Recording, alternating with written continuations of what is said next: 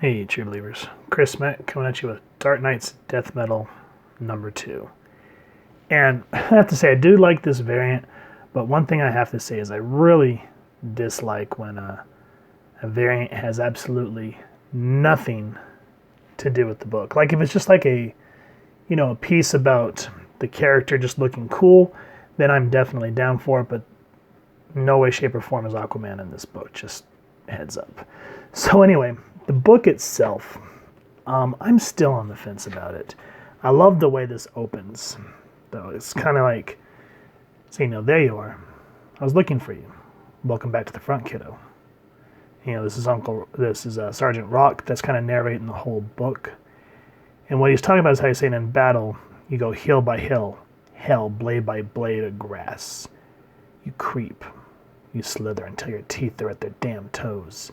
And so we see this lizard, but surprise, it's the Atom, Ray Palmer. I don't know how to feel about the Ray having pointy ears. But anyway, he's like, my lord, if you can hear me, there's no sign of them yet, but I swear if they dare come this way, the Batcom will teach them. Big things can come in smalls. And it just kind of subverts the expectations of, this menacing speech he's giving, and just the poor Ray Palmer, he just ran over by a big wheel. That's probably like my favorite page of this whole book, because I feel like Scott Snyder's really starting to get very Tolkien here, as you can see, because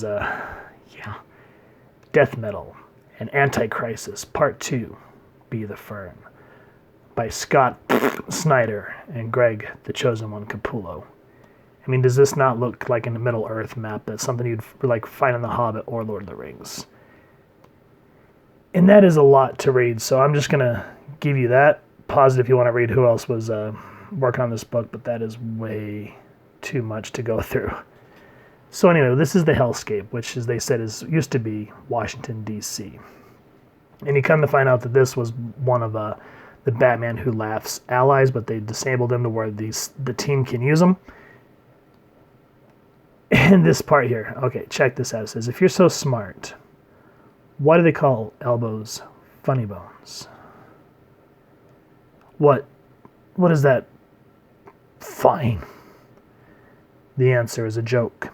An elbow is called a funny bone because it's humorous. And Barry here is like, not Barry, I'm sorry, this is Wally.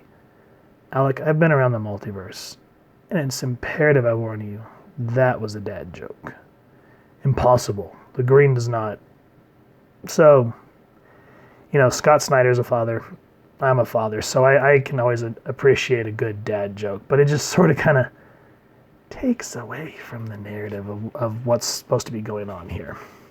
Now, they're trying to get into this underground place that Diana calls, Valhalla Cemetery. Now, she's talking about how this, she was hoping that she could find it after Perpetua. We'll get into that here in a minute. But anyway, you can see that it's being guarded. And so she has to think of the password and enter the JSA. So it's really nice to see, what's his name? Wildcat and Dr. Fate and Jay Garrick and Alan Scott here. It's a really welcome thing. And I like how Barry's like, or not Barry, I keep saying Barry. Wally's like, do you remember me, Jay? He's like, I'll never forget you again, kid. So they're kind of going back into what John started with, what was that called? What was this whole event called? Rebirth. So anyway, this is where the real Bruce Wayne is, and he's trying to recruit teammates. And Diana's saying, Bruce, the way you're going about this is wrong. Because he's just like, we need to just save who we can and just have a home here in this dark multiverse. And Diana's talking about how she wants to restart the entire multiverse to make it a bright, beautiful place. And she's like, what happened to you? Why did you sink so low that you're just happy with bare minimum? So it was kind of interesting up to this point. They were like, okay, we're getting ready for a battle. This is interesting. Bruce is going to talk about what brought him down. But instead of, letting the art speak for itself, reading.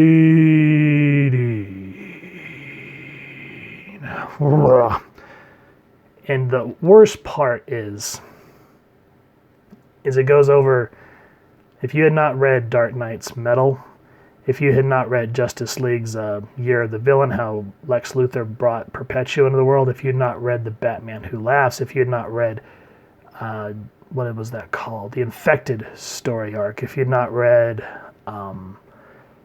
Doomsday Clock, if you had not read... So on top of all this reading, if you had not done all that other prior reading, none of this is going to make sense. Like, I'm not trying to be mean, but I'm so burned out on Perpetua and the Source Wall that I'm ready to scream. It's really just been going too long.